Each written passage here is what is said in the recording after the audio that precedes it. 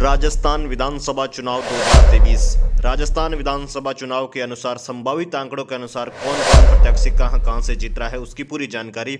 उससे पहले आप इस वीडियो को शेयर जरूर करें और इस फेसबुक पेज और यूट्यूब चैनल पर पहली बार तो इसको सब्सक्राइब और फॉलो करना बिल्कुल ना भूलें। नागौर की विधानसभा सीट की बात करें, नागौर विधानसभा सीट से कांग्रेस जीत रही है। कांग्रेस के हरेंद्र मिर्दा यहाँ से जीत रहे हैं। कांग्रेस के जो प्रत्याशी हरेंद्र मिर्दा यहाँ से जीत रहे हैं और यहाँ की बीजेपी के प्रत्याशी ज्योति मिर्दा और हरेंद्र मिर्दा चाचा भतीजे के बीच कांटे की टक्कर थी, लेकिन संभावित आंकड़ों के अनुसार यहाँ से कांग्रेस जीत रही है क्योंकि आरएलपी ने यहाँ प्रत्याशी अपना नहीं उतारा था। उस वजह से यहाँ पर कांग्रेस की जीत होना लगभग तय है। हालांकि ये संभावित आंकड़े बताए जा रहे हैं, फाइनल आंकड़े 3 दिसंबर को जारी होंगे। परबतसर की विधानसभा सीट पर बात करें, परबतसर की विधानसभा सीट जहां पर आरएलपी ने कांग्रेस का पूरा समीकरण बिगाड़ा। यहाँ कांग्रेस से रामनिवास गवड़िया चुनावी मैदान में थे और आरएलपी से लच्छाराम बराड़ा चुनावी मैदान में थे, लेकिन इन दोनों का जो वोट बैंक में ध्रुवीकरण की वजह से मान सिंह किंसरिया ये सीट परबतसर की विधानसभा की सीट इस बार बीजेपी के खाते में जा रही है। यहाँ से मान सिंह किंसरिया जीत रहे हैं। संभावित आंकड़ों के अनुसार इस प्रकार बताया जा रहा है। तो दोस्तों आप वीडियो के आखिर तक जरूर बने रहे और इस चैनल पर पहली बार हो तो इसको फॉलो जरूर करें, वीडियो को लाइक और शेयर करना बिल्कुल ना भूलें और सब्सक्राइब जरूर करें। और साथ ही साथ आप भी हमें कमेंट जरूर करें कि आपके विधानसभा क्षेत्र की स्थिति किस प्रकार की है। इस बार राजस्थान में रिकॉर्ड मतदान होने की वजह से बीजेपी को काफी फायदा मिलता हुआ नजर आ रहा है। कांग्रेस को यहां पर काफी झटका लग सकता है और इस बार कई ऐसी सीटें हैं जहां पर राष्ट्रीय लोकतांत्रिक पार्टी ने कांग्रेस की पूरी तरीके से समीकरण बिगाड़े हैं।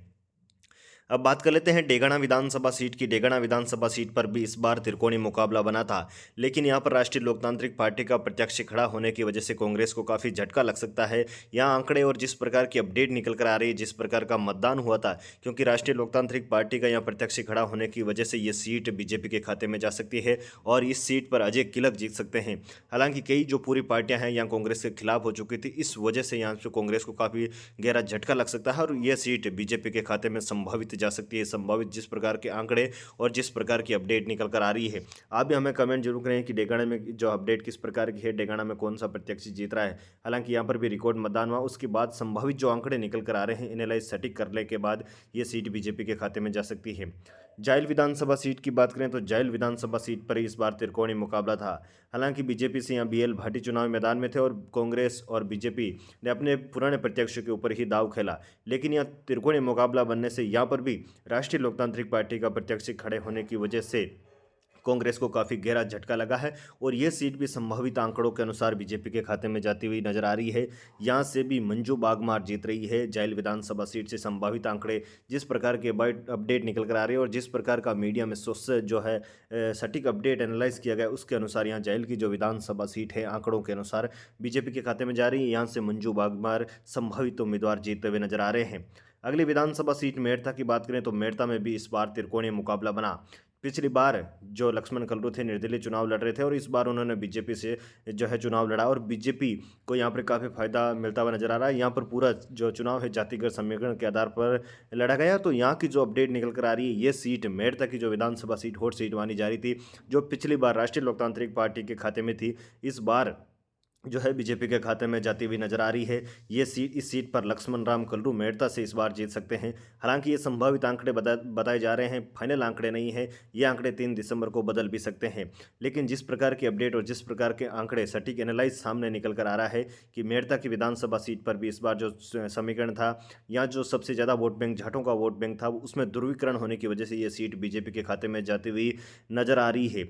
वहीं दोस्तों बात करें डीडवाना विधानसभा सीट की, तो डीडवाना की विधानसभा सीट पर भी इस बार चुनावी समीकरण चौंकाने वाले सामने निकल कर आ सकते हैं।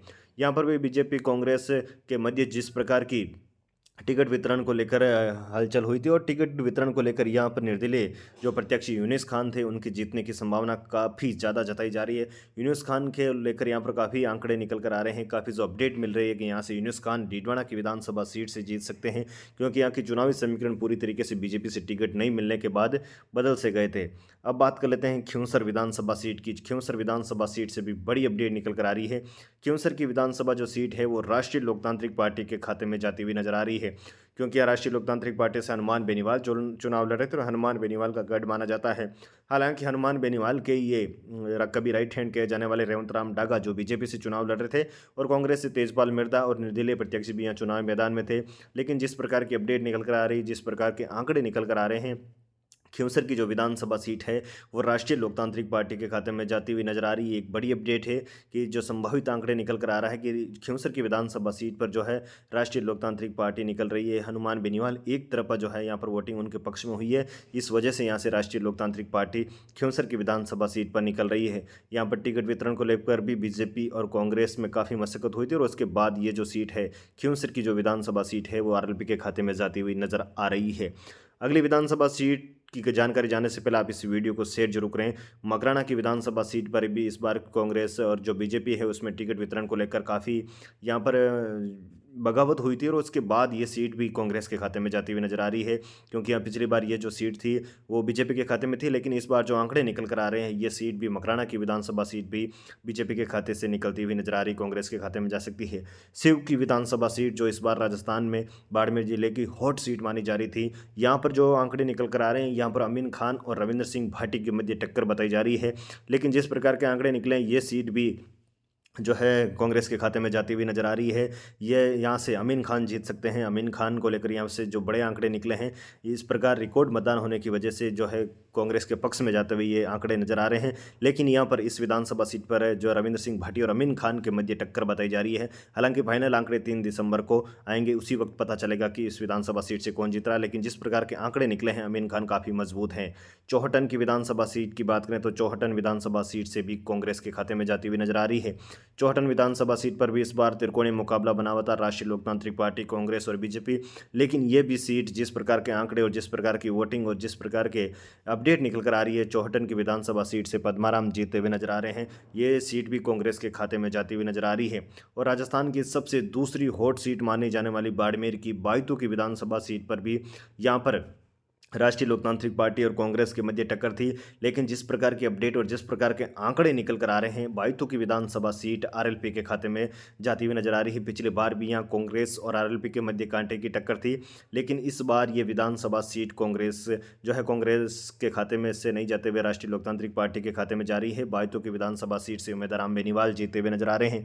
यहाँ ये जो सीट है बायतू की विधानसभा सीट हॉट सीट मानी जा रही है और राष्ट्रीय लोकतांत्रिक पार्टी के लिए काफ़ी अहम सीट भी थी। तो यहाँ से जो संभावित आंकड़े और संभावित अपडेट निकल कर आ रही है बायतू की विधानसभा सीट राष्ट्रीय लोकतांत्रिक पार्टी के खाते में जाती हुई नजर आ रही है। पंचपदरा विधानसभा सीट की बात करें तो पंचपदरा विधानसभा सीट पर भी त्रिकोणीय मुकाबला बना हुआ था, लेकिन पंचपदरा की विधानसभा सीट भी कांग्रेस के खाते में जा रही है। पंचपदरा की विधानसभा सीट से मदन प्रजापति एक बार फिर से यहाँ से जीत रहे हैं। ये इस बार बीजेपी और कांग्रेस और राष्ट्रीय लोकतांत्रिक पार्टी के मध्य त्रिकोणीय मुकाबला था। पंचपदरा की विधानसभा सीट पर आरएलपी से थान सिंह डोली भी चुनावी मैदान में थे, युवा चेहरे थे। लेकिन ये सीट जिस प्रकार के अपडेट और जिस प्रकार के ताज़ा आंकड़े निकल कर आ रहे हैं पंचपदरा की विधानसभा सीट भी कांग्रेस के खाते में जाती हुई नजर आ रही है। वहीं दोस्तों अगली अपडेट गुड़ामालानी की बात करें उससे पहले आप इस वीडियो को शेयर जरूर कर दें, क्योंकि गुड़ामालानी की विधानसभा सीट भी इस बार बीजेपी के खाते में जाती हुई नजर आ रही है, क्योंकि आज जिस प्रकार की अपडेट मिली है गुड़ामालानी की विधानसभा सीट से के विश्नोई जीतते हुए नजर आ रहे हैं। गुड़ामालानी की विधानसभा सीट पर भी इस बार चुनावी समीकरण दोनों ही पार्टियों के मध्य यहाँ कांटे की टक्कर थी, लेकिन जिस प्रकार की अपडेट निकल कर आ रही है गुड़ामालानी विधानसभा सीट से के विश्नोई जीतते हुए नजर आ रहे हैं। एक बड़ी अपडेट और बड़े आंकड़े जिस प्रकार के मिले हैं यहाँ से विधानसभा सीट से। वहीं अगली अपडेट की बात करें राजस्थान विधानसभा चुनाव 2023 में इस बार चुनावी समीकरण यहाँ से काफ़ी सभी विधानसभा सीटों पर बदलते हुए नजर आ रहे हैं। संभावित आंकड़े हम आपको बता रहे हैं। जैसलमेर विधानसभा सीट की बात करें तो जैसलमेर से भी बीजेपी जीती हुई नजर आ रही है। जैसलमेर की विधानसभा सीट पर भी बीजेपी जीती हुई नजर आ रही है। यहाँ से छोटू सिंह जीते हुए नजर आ रहे हैं। एक बड़ी अपडेट निकली है जैसलमेर में जिस प्रकार के आंकड़े, ये संभावित आंकड़े हम आपको बता रहे हैं। फाइनल आंकड़े 3 दिसंबर को जारी होंगे, लेकिन जिस प्रकार के अपडेट निकल कर आ रही है। वहीं दोस्तों अगली पोखरण से बात करें तो पोखरण विधानसभा सीट से इस बार बड़ी अपडेट निकल कर आ रही है। पोखरण की जो जैसलमेर की दोनों विधानसभा सीटें थी पिछली बार कांग्रेस के खाते में थी, लेकिन इस बार पोखरण की विधानसभा सीट भी बीजेपी के खाते में जाती हुई नजर आ रही है। यहाँ से प्रतापपुरी महाराज जीते हुए नजर आ रहे हैं।